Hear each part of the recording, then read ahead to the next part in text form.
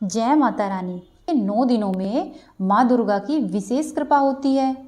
इन दिनों में माँ दुर्गा सामान्य दिनों की बजाय अपने भक्तों पर बहुत जल्दी प्रसन्न होती है।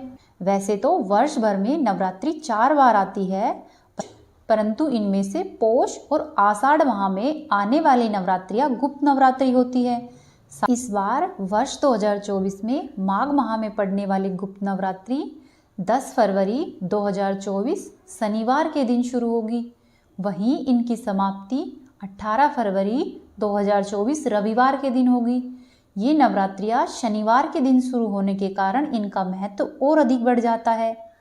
माघ माह के शुक्ल पक्ष की प्रतिपदा तिथि 10 फरवरी 2024 को सुबह 4:28 पर शुरू होगी और 11 फरवरी 2024 को प्रातः 12:47 पर प्रतिपदा तिथि का समापन होगा।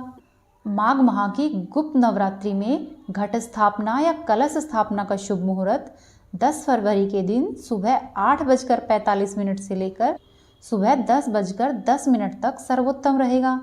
यदि आप किसी कारणवश इस समय में कलश स्थापना नहीं कर सकते हैं तो आप अभिजीत मुहूर्त में भी कलश स्थापना कर सकते हैं। इस दिन अभिजीत मुहूर्त दोपहर को 12:13 से दोपहर को 12:58 तक रहेगा। गुप्त नवरात्रियों में माँ दुर्गा के 9 रूपों की पूजा के साथ साथ 10 महाविद्याओं की भी पूजा की जाती है। इन दिनों में यदि आप किसी मंत्र को सिद्ध करना चाहते हैं या किसी माँ की विशेष कृपा चाहते हैं तो आपके लिए ये 9 दिन बहुत ही अच्छे हैं। आप किसी मंत्र को सिद्ध कर 9 दिनों में माँ का विशेष आशीर्वाद पा सकते हैं। गुप्त नवरात्रि वैसे तो तांत्रिक, अघोरियों या फिर शिव भक्तों के लिए बहुत ही महत्वपूर्ण होती है। वे लोग गुप्त नवरात्रियों में तंत्र मंत्र सिद्धि एवं उनकी प्राप्ति के लिए प्रयास करते हैं। वहीं गृहस्थ लोग भी विशेष इच्छा या मनोकामना की पूर्ति के लिए मंत्र को सिद्ध कर सकते हैं, परंतु यदि आप 10 महाविद्याओं की कृपा चाहते हैं तो उसके लिए आप किसी के सानिध्य में रहकर ही पूजा संपन्न करें। यदि आप इन 9 दिनों में माँ दुर्गा की कृपा चाहते हैं तो आप अपने घर पर गुप्त तरीके से स्वयं पूजा कर सकते हैं।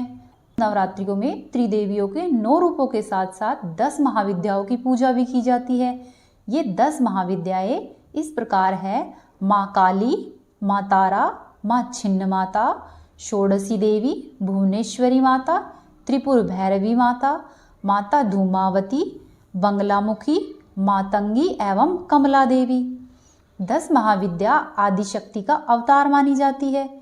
ये माताएं विभिन्न दिशाओं की अधिष्ठात्री देवी है।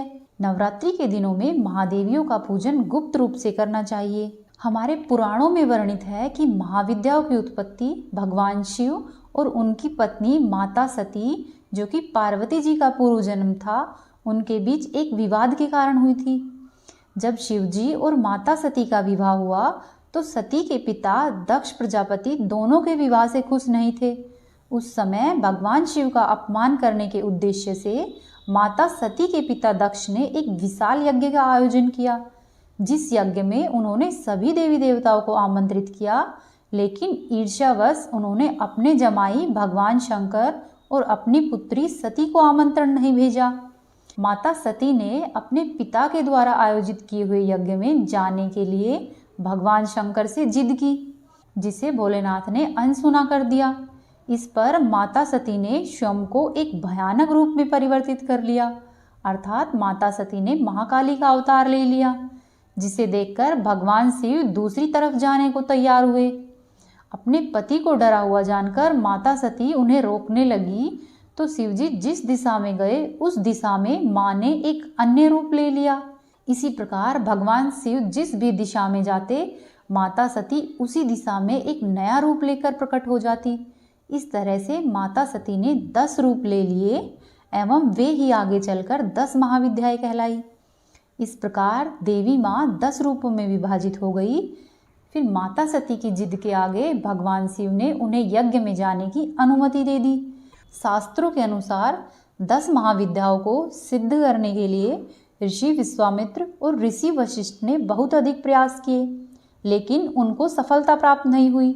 वृद्ध काल गणना और ध्यान की स्थिति में उन्हें यह ज्ञान हुआ कि केवल गुप्त नवरात्रों में ही शक्ति के इन स्वरूपों को आसानी से सिद्ध किया जा सकता है। तब उन्होंने गुप्त नवरात्रि में 10 महाविद्याओं की साधना की और फिर ऋषि विश्वामित्र अद्भुत शक्तियों के स्वामी बन गए।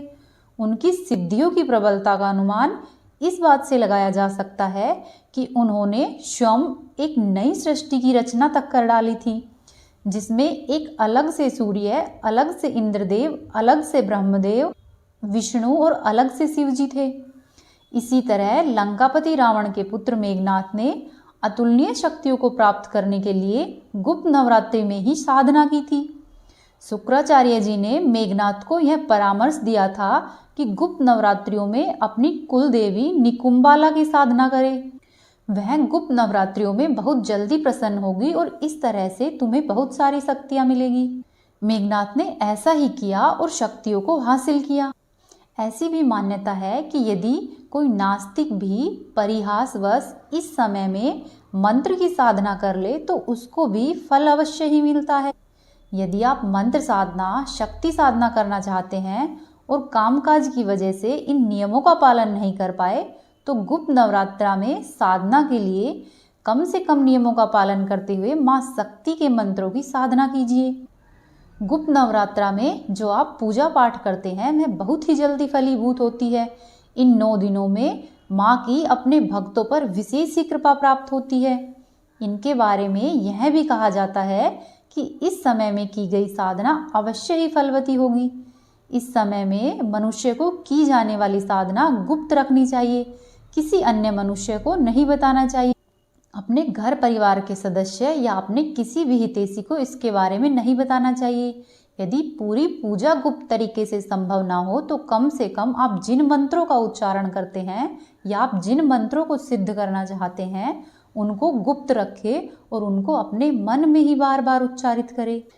यदि आप गुप्त नवरात्रा में महाविद्याओं की शक्ति के रूप में उपासना करते हैं तो उससे जीवन में अपार धन धान्य और सुख समृद्धि प्राप्त होती है। देवी भागवत में गुप्त नवरात्रा की पूजा का विधान लिखा हुआ है। उम्मीद है आपको आज की जानकारी पसंद आई होगी। वीडियो को लाइक करें, चैनल को सब्सक्राइब करें और कमेंट बॉक्स में जय माता दी अवश्य ही लिखें। और इसी तरह की और जानकारी के लिए हमारे चैनल को जरूर सब्सक्राइब करें।